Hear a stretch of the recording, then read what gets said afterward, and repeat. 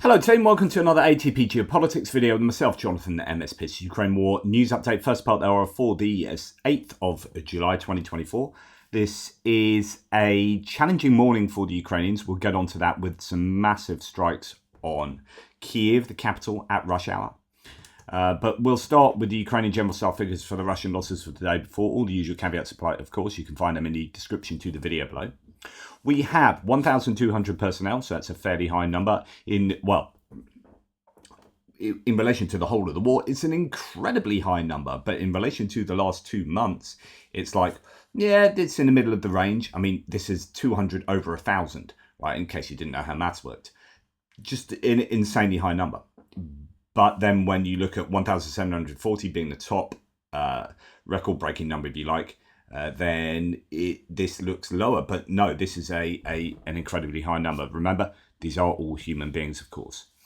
We have one aircraft on the top of the list here. So that is possibly in relation to the aircraft that was claimed yesterday. We'll come to that in a second. 16 tanks, which is above average.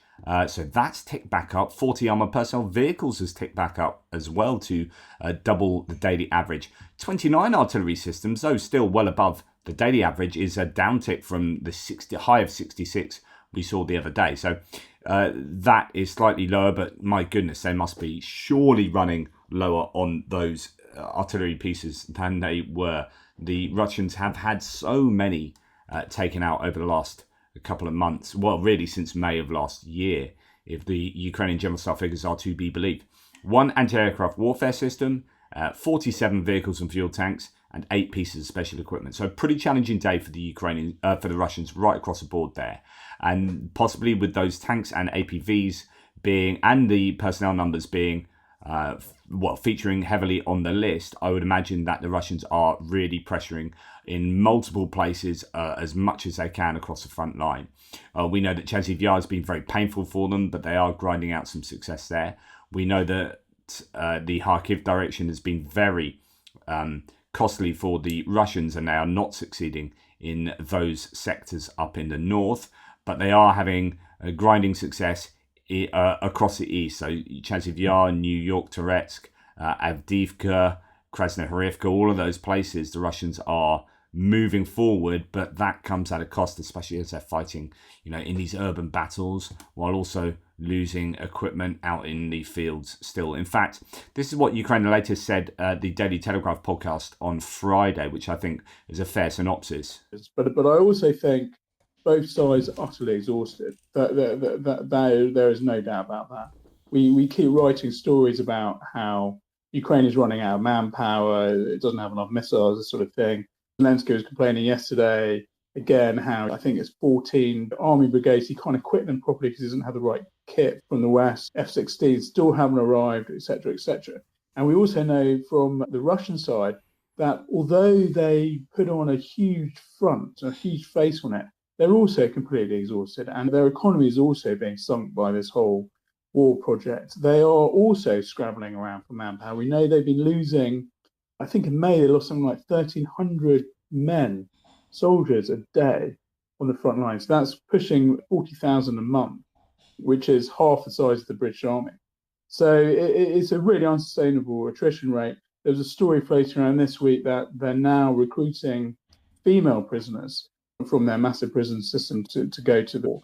They're also offering people who get arrested by police in Russia now have the option of signing a contract there and then to go and fight in the war in return for any charges being dropped. These are desperate measures by a regime which is running out of cannon fodder. So Putin himself understands that this war can't continue forever. There was a poll out today or yesterday by Levada Center in a Russian polling station, which is relatively, has some independence actually, which said that 58% of the Russians they asked were in favor of a negotiated peace for Putin's war in Ukraine. This is the highest since the war started. I'm not saying that the Kremlin elite hold this view. I'm certain that Putin doesn't hold this view, but there is a groundswell of momentum even inside Russia to finding some sort of solution to this war. And I think what we've seen this week, Orban is going to fall out with all his EU partners and NATO partners over this. And I'm not sure that he's the intermediary that's needed. But even talk of intermediaries and Zelensky's apparent softening of his position in this Bloomberg interview yesterday, these are vital small steps to start to find a way out of this terrible war situation. So interesting analysis there to say that there are these, and that was on the back of a whole lot of talk to do with this discussion of peace, ceasefires, intermediaries, so on and so forth that I didn't play for you. But there are these little steps that are put in place that reflect, certainly from Russia's point of view, I think this idea that actually the war isn't going to be an easy success for the Russians, right?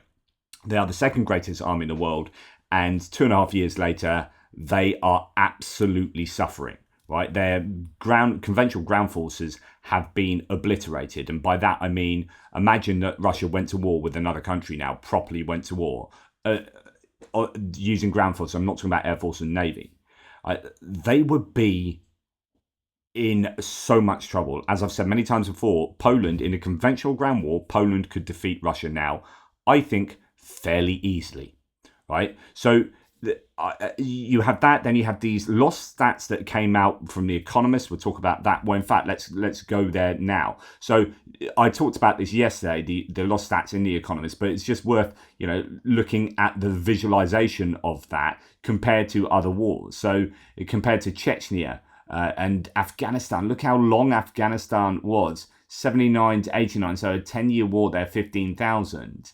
And here we have a kind of a low estimate of 106,000 and a high estimate of 140,000 killed in The Economist. Not killed, they don't have that many people working for them. Killed in the war in Ukraine. I mean, these figures are absolutely phenomenal, right? And so it's unsurprising that you would get a poll in Russia that suggests that 58% of the population are thinking, yeah, no, now's about the time we negotiate this. I don't think we're going to win. And if we are going to win, it's going to take a long time and a lot more deaths. And these are people I know and people in my family, people in my community. And this is exactly what Ukraine will want, which is the Russian population to get up in arms about this, to give Putin some hassle, a growing dissent among the Russians. And that itself is reflective of how badly it's gone for the Russians. Otherwise, you wouldn't see such a growing dissent.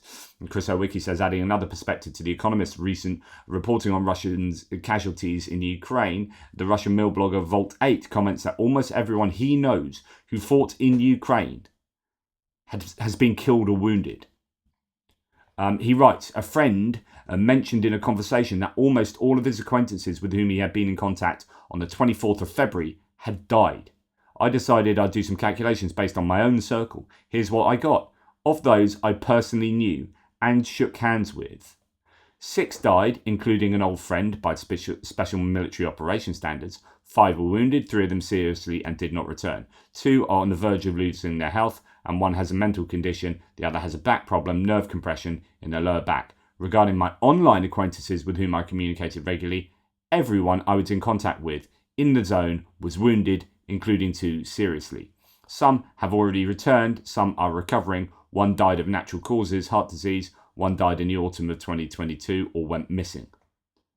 And so this is a pro-Russian military blogger just saying everyone is dead or wounded or has mental health issues, and they're recovering or back there. But, this is not a good appraisal of the situation for the Russians. Now, yeah, it's difficult for the Ukrainians, but they're on the defensive. It's desperate for them because they are putting everything into surviving. But this is not existential for the Russians. This is a frivolous attack for the narcissistic intentions of a megalomaniacal dictator, Putin.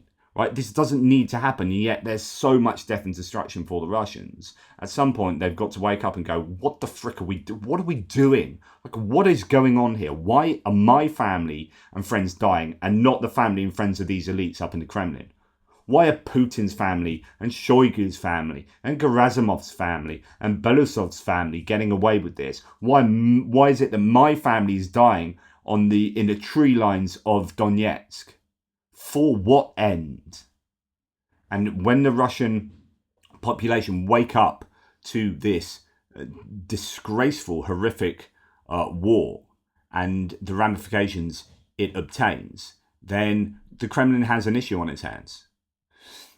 Here we have a new captured invader saying the hospitals in Russia, and this goes back to that point. We talked about hospitals in Belgorod spilling out onto the streets and then actually starting to fill up the schools of Belgorod because of the Kharkiv offensive being so catastrophic, I think, for the Russians. Well, here we have a captured Russian saying the hospitals in Russia and the occupied territories are overcrowded. And that there are a lot of Russians without arms and legs. Quote, I was in hospital in Luhansk. All the corridors and all the rooms are filled with cripples. There are only a few people like me with minor injuries. They were all without arms and without legs. The Naval Hospital in Moscow, he was there too. All floors up from the 2nd to the 8th are packed with disabled people without limbs. The bruises on his face are from Russian commanders who beat him. So that was beating from his own people. So, this, yes, anecdotal, but when you start putting all of these anecdotes together, you're thinking, this isn't, this is someone speaking naturally. This isn't like he's not being put up for that. You can tell that by the way he speaks. This is someone who is telling you the truth about what is going on behind the scenes in Russia. Absolutely incredible.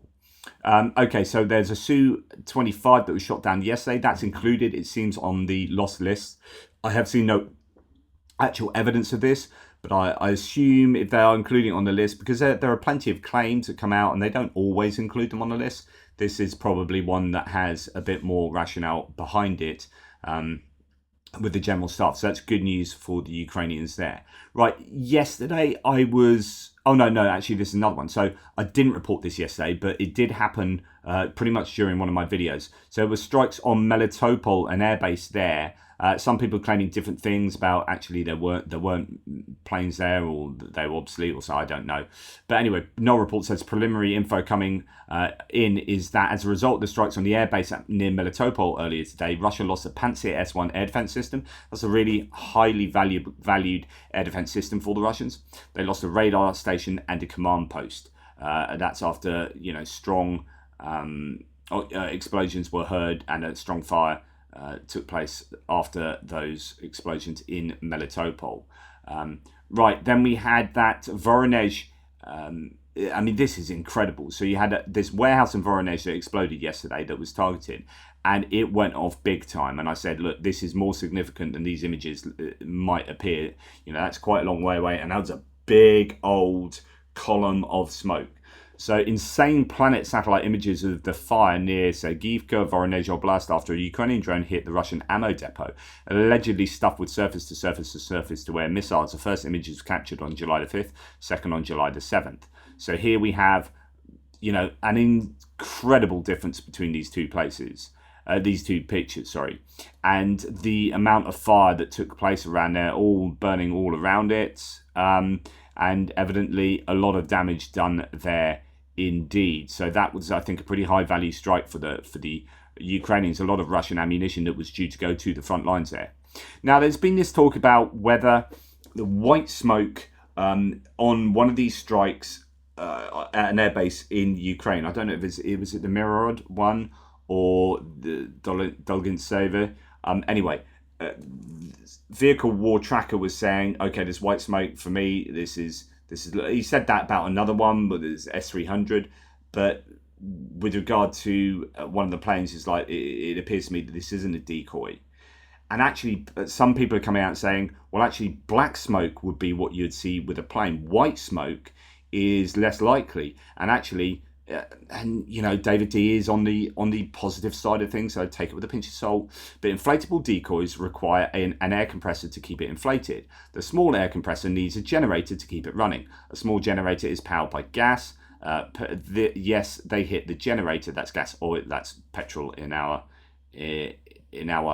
speak. That's its fuel tank. So about 10,000 worth of target was killed by a multi-million-dollar Russian rocket, $10,000 worth. This is a great return on investment. This is possibly what happened, where you have a compressor pump. This is a decoy here, by the way. This is an inflatable MiG 29 or whatever it is, with an air compressor powered by a standby generator. So if that gets hit, you're more likely, if the generator gets hit, you're more likely to see white smoke than if you see the jet fuel of a jet that burns differently, and some are claiming you would see black smoke coming off that. And so these arguments are still going on as to whether the Russians hit genuine working airframes or whether they hit, say, a decoy and generators themselves blew up.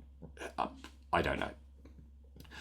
Then we have, I mentioned this yesterday in my frontline update, but just to give you the firm's data, this is the Oleshki Sands area, this is Kherson, so you can see that both sides are getting hit, but there are some serious forest fires. I mean, look at that, that is a massive fire there. We've got huge fires all over. The Russians are under a lot of pressure, that side of the river, with regard to some really significant strikes on, and as some will say, it's just a wildfire, but the problem is it's a wildfire around Russian positions with Russian ammunition depots and troops.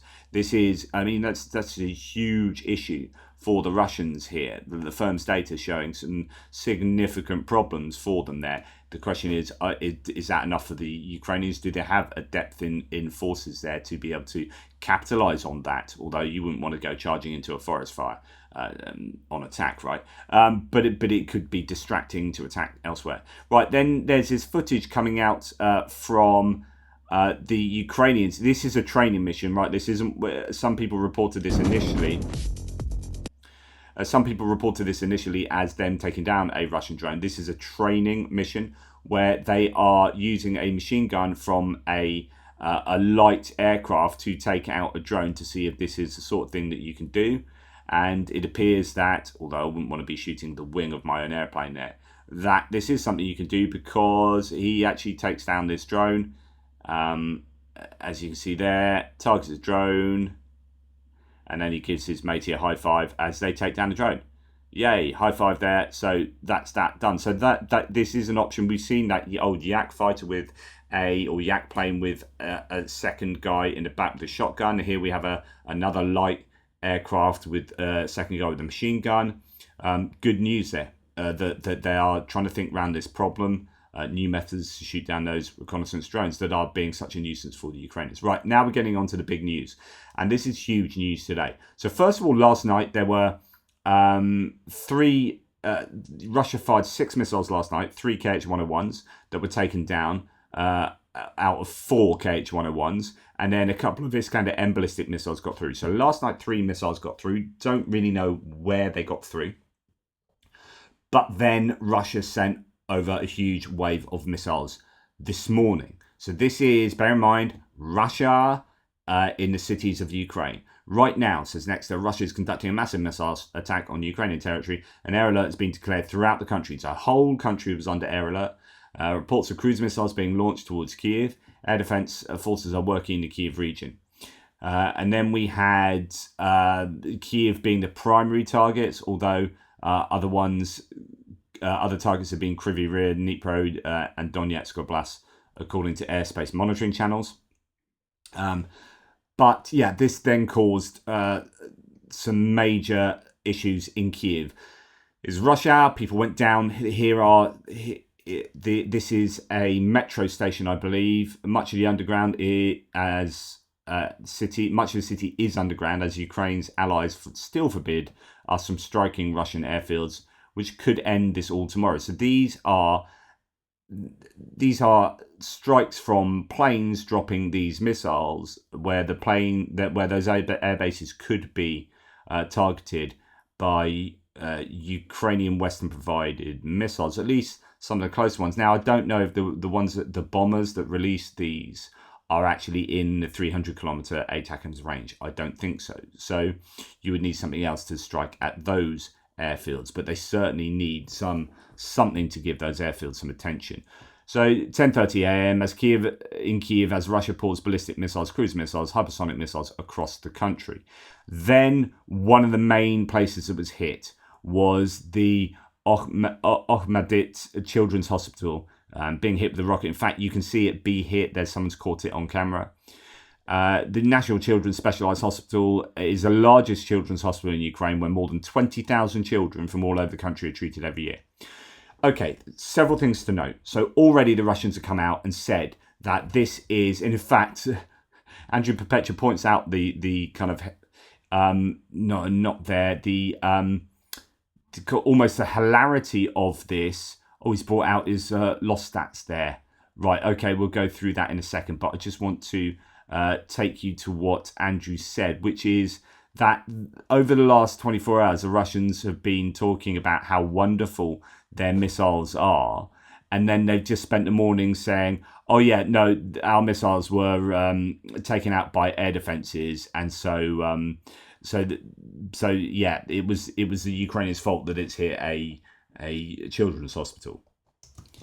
So here it is. After spending all morning bragging about the might of Russian missiles, Russians immediately blame Ukrainian missiles for the damage to the Russian missiles caused. So it's the idea that this was an air defense missile, even though you actually see the missile strike. I don't think it's an air defense missile. Whether it's taken out by or misdirected by Ukrainian air defenses, I don't know. I've just been embroiled in this argument with someone online who is, I mean, here we go. This is the argument I've had this morning, which is I said originally. So this children's hospital has been hit. Loads of footage is coming out. So let's just talk you through. Sorry, I'm jumping ahead of myself. Let's talk you through some of the footage. And Zelensky's responded to this attack, saying Russian terrorists attacked Ukraine with missiles again. Different cities: Kyiv, Dnipro, Kryvyi Rih, Sloviansk, Kramatorsk. More than 40 missiles of various types, residential buildings, infrastructure, and a children's hospital were damaged. All services are involved to save as many people as possible. There's at least 10 dead that we know at the moment, and the whole world must see all of its resolve. Use all of its resolve to finally put an end to Russian strikes. Killing is what Putin is all about. Only together can we bring true peace and security. And there's just some really horrific footage coming out. I'm not going to play you the sounds, but actually it's really worth clicking on. We're just getting on Twitter right now. It's all over Twitter. And some of the explosions being heard. Imagine this was your city, Washington or Tennessee or London or Brighton, or I don't know, Ottawa, or Nice, or your town or village, that you hear those massive explosions and these buildings getting taken out.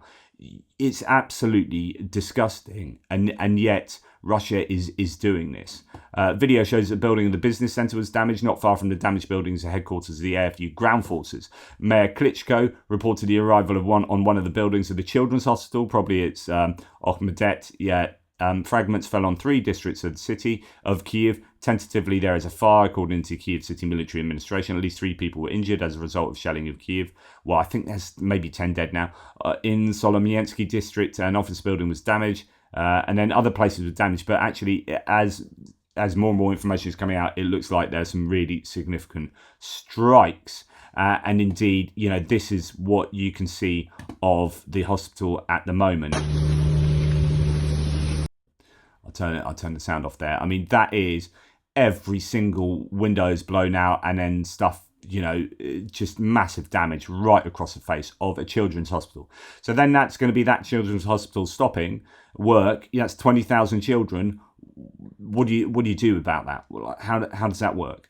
And this is one of the videos where the sounds of these hits are just really significant. Look at that explosion there. So Viktor Orban and the likes of him are more than welcome to try and listen to the sound of Kremlin diplomacy over Kyiv. So this has happened just after, as someone was saying, Viktor Orban was shaking hands. Who is it that says that? Here's another one, or the serious, the huge damage being done in the middle of Kyiv. First uncensored video coming out of Ukraine's capital following the mass missile attack there. And of course the targets in today's Russian missile attack was a children's hospital. Apparently they're dead. It's just what Russians do, says Jay in Kyiv. Some cultures are good at engineering or produce great artists or ingenuity. Russians do atrocities. Yeah. So here it is. 2 days ago, Orban was shaking hands with... He is an organ, I can tell you. Orban was shaking hands with Putin. Today, Russia bombs a children's hospital, and the EU will do absolutely nothing. Let's hope that they do something. I mean, everyone is incensed about Orban's going to Kiev and then going straight to Moscow and then going to China. So he's in. I think he's in China at the moment. I mean, my goodness, it's just it's the who's who of ne'er-do-wells to go and visit after seeing Zelensky and probably offloading the information about Zelensky. Terrible. So this has all been happening. Now, the typical, I said this, as you see a video of bloodstained doctors moving rubble, like human chains of rubble getting removed from this children's hospital to try and save whoever might be under it. I said anyone who justifies Russia's actions with nonsense like NATO expansionism and myths of EU expansionism needs to better understand history and better understand morality. Sort yourselves out, you moral degenerates. To which a moral degenerate came along and said, according to military expert Boris Rozhin, the damage was caused by a Ukrainian anti-aircraft missile. Your turn proved me wrong, because he doesn't understand how, if I say the moon is made of cheese, the burden of proof is on me to justify that the moon really is made of cheese. Otherwise, you can just sit there and say anything, right? So the burden of proof is on him. So I said, he said, according to military expert, I said, one, One, burden of proof is on you and not me. Two, that's irrelevant. If you throw a brick at my house and I defensively shield myself with a dustbin lid and it bounces off to hit a Ming vase, that's still on you. Russia throwing missiles into a capital city at rush hour isn't something to defend, right? That you can sit there and try and defend this by saying, oh, it's Ukrainian defensive missiles. And then I said, also, not sure why Russian propagandist war blogger, Rozhin, his quote, scare quotes, military expert, knows more than anyone else. He may be correct, but that says more about you and going straight to someone like him. Take a moral look at yourself, sunshine. And then this absolute plum tool says Lavrov had warned the United States. Quote, Ukrainian missiles don't fly without direct guidance from the US. You will watch your Russians' response in the foreseeable future. Yes, it's an escalation. I don't have any good answers. Thanks for engaging peacefully. Yeah, but you are trying to defend the Russians in striking into a city at rush hour. It is absolutely unconscionable to try and defend this. And it may or may not have been as a result of air defense from the Ukrainians. I don't know that. But that's not good enough. It's not good enough to say, oh, it's air defenses, that's fine. Like this, so when this happens on the other side, so when, you've got the Russians doing some air defense and something falls in the middle of Belgrade, right? You've got the Russians hiding air defense launchers behind Belgrade that are throwing missiles into Kharkiv, right? So they need taking out. So you send stuff over Belgrade to hit those things, and then they get taken out to go and fall in Belgrade. And that is unfortunate. But this, you've got to remember the agency here. So this is Russia invading Ukraine. It's not Ukraine invading Russia. So if Russia invade Ukraine and then start throwing things into Ukraine, this is Ukraine's way of defending itself. This isn't Ukraine deciding to go and attack Russia and then things falling in Belgrade as a result of Ukraine attacking Russia. This is as a result of Russia's aggressive invasion of Ukraine. So there's no parallel there between what's going on in Belgrade and what's going on in Kiev. We have an aggressive nation who has invaded Ukraine and is continuing 2.5 years later to throw missiles into the capital city at rush hour, right? When civilians are going about their daily business. So whether it is from the missile directly from Russia or from as a result of a missile being taken off course or from an air defense missile, it's irrelevant, right? It doesn't matter. This is Russia forcing this to happen. And the moral calculation should be very clear here that this is on Russia. There's absolutely no justification for this in my books. It's absolutely despicable. And the footage presently coming out of Kiev is not good. And in fact, it's not just there. Prokrovsk, 3 more killed in a morning missile attack there. Kiev, 9 dead, 33 injured so far. People getting pulled out of rubble there. A man's died in Dnipro, 6 victims there. This is a massive attack. Now, what's interesting about this is potentially this is a very stupid decision of the Russians, right? This is strategically not a clever thing to have done, because we have NATO just meeting. We've got UK going in and saying, right, we are going to be even stronger in our defence of Ukraine at the moment. The interesting actual words coming out from John Healey from yesterday, which is fascinating. We've got Germany seem to be well on board. We've got France appearing to be in a position, we'll have to see about that as to who gets into power in the National Assembly, but could be all right. The EU standing strong. But the big thing is the NATO summit that is just about to take place, where they are going to be talking about, among other things, Ukraine's ability to strike inside Russia, right? The worst thing Russia could have done just before that meeting is something like this, right? This looks bad. The optics for this are bad. If this then goes on the national television, as it fricking should, in the US, then you will hopefully get some MAGA realization that siding with Putin is probably not the right thing to do, and that messaging is bad, and that the West needs to coalesce behind Ukraine to support Ukraine in repelling attacks like this in a meaningful way, striking Russian air bases so that they stop doing this. NATO are going to have all the ammunition they need to give a much stronger response to Russia. I don't understand Russia sometimes. It's like I don't get their decision making. Sometimes it's so naive and lacks strategic thought. You know, wait until after the NATO meeting and then do something like this as a retaliation to that. But if you do this before the meeting and terrible things happen because you're flying huge numbers of either inaccurate missiles or missiles into a city that has active air defense, you know, things like this are going to happen. And you're not going to come out looking good. Russia will not and should not come out of this looking good. Terrible things have happened today, right? There are huge numbers of videos that I could show you that perfectly illustrate the moral dimension of this war and the moral caliber, excuse the pun, of the Russian regime. Go and find them yourselves. It's been a bad day for Ukraine. But you could argue it might end up being a worse day for Russia in terms of the ramifications. Right, Andrew's loss list is here.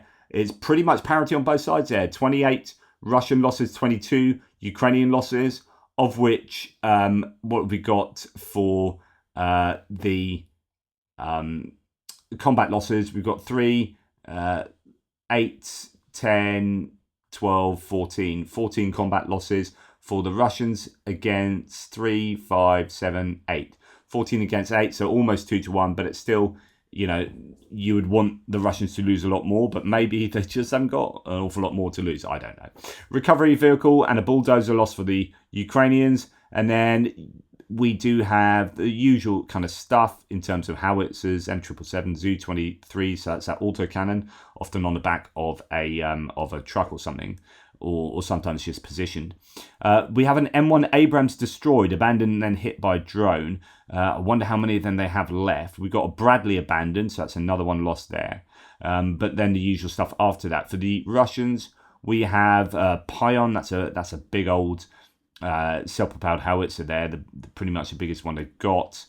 We got a T-80, 72, 62, BMPs, other tanks, MTLBs, all sorts of stuff, usual equipment, motorcycles and golf buggies thrown in as well. Quite high level of destroyed against damaged. Probably worse than the Ukrainians a little bit there.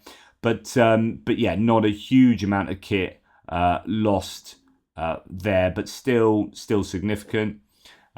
Ukrainians will want a slightly better ratio than that. Thanks for Andrew for doing that, of course. We're going to go now on to other bits and pieces, but there will be all sorts of imagery coming out today and news of those strikes in Kiev and other places along or around Ukraine. There will be bad news, I'm sure, just worse and worse news coming out concerning that. Now, PS01 says the FSB has announced an attempt to steal a Tu-22M3 strategic bomber to Ukraine. They claim, this is Russian intelligence services claiming, that the pilot was supposed to fly to an airfield near Zhytomyr for $2 million, which was strike. I don't know what that means. The Russian refused to come onto the Ukrainian side, according to the FSB. So this is a good haul for the FSB, that they've got the money and they've got the pilot who refused in the end to do what he was being bribed to do. Absolutely no idea whether this is even remotely true, but it's what the FSB is claiming. And then we have the UK intelligence update, which I think is quite an interesting one. It's a little bit different. It's kind of along the lines of, this is what freedom looks like in Russia, which is not freedom. Academic Council of a private European university at St. Petersburg decided on 19th of June to close the Faculty of Political Sciences at the university. In 2016, the university was deprived of its license after a complaint by the Duma deputy Vitaly Milanov, who objected to a gender studies centre at the university. He also claimed that such studies should be used to prepare supporters for a colour revolution. Worried about liberalism creeping into universities there, so they basically suspended the licence. It then appealed the university to Putin to intervene, and its licence was later returned. However, in 2023, the university was being investigated for extremism, catch-all term used by the Russian authorities to describe any activity potentially critical of the Kremlin. The university has been the centre of academic freedom and hence an irritant to the authorities following the turn to a greater authoritarianism since Putin's return to the presidency in 2012 and the invasion of Ukraine in February 2022. Since the full-scale invasion, the Ukrainian presidential administration has taken a closer control of universities. It has imposed an obligatory course on the foundations of Russian statehood and dismissed some academics critical of the war. Various universities have closed programs of study that the Kremlin might deem to be subversive. Isolation since the launch of the war has likely damaged Russian science. A recent article in Vedomosti reported on a survey made by Nature magazine of the top 500 scientific research institutions in the world. Over the past 12 months, the Russian Academy of Sciences dropped 23 places from 71st to 94th. Moscow State University also dropped in the rankings and now stands at 420th. Discussions at the St. Petersburg International Legal Forum held at the end of June advocated a more obscurantist approach towards education, with some participants criticising the idea of learning foreign languages and supporting the replacement of anti-state textbooks. So this is basically not looking good for Russian freedom of education, really, freedom of thought inside Russia, and it is a case of constraining universities so that they only present pro-state narratives and pro-state courses for their students. It is not liberty. I'm going to leave you on a positive note because there's a lot of negative coming out from this morning with the strikes on Kiev and elsewhere. And it's not only people that Ukrainians are fighting for and protecting. And here is a beautiful video of a Russian soldier with a very young, it might well have lost its mother, very young deer here, baby deer. And my goodness, that has only recently been born. Look at the size of it there, and look at its fur. Oh, poor little thing. Hopefully it will get some kind of, some kind of looking after rehabilitation. But anyway, good to see a soldier there taking care of that which is around him. Look how young that soldier is as well. Right, okay, thanks for watching. I really appreciate your support. You guys take care of yourselves, and I'll speak to you relatively soon. Toodle pips.